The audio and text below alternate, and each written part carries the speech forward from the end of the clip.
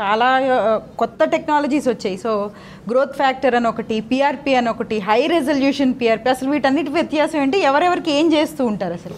ఏం లేవు, అన్నీ ఒకటే. అంటే ఏంటంటే ఇప్పుడు ఎక్విప్మెంట్ ఉంటుంది కదా, క్యాట్రిడ్జెస్, నీడిల్స్ అని, ఆ కంపెనీ వాళ్ళు ఒక్కొక్క పేరు పెట్టుకున్నారు. ఎప్పుడైనా కానీ ఏ సెంటర్లో చేయించుకుంటే మంచి ఎఫెక్ట్ వస్తుంది, ఏ ట్రీట్మెంట్ తీసుకుంటే మంచి ఎఫెక్ట్ వస్తుంది అన్న దానికి కొన్ని పాయింట్స్ చెప్తాను వినండి.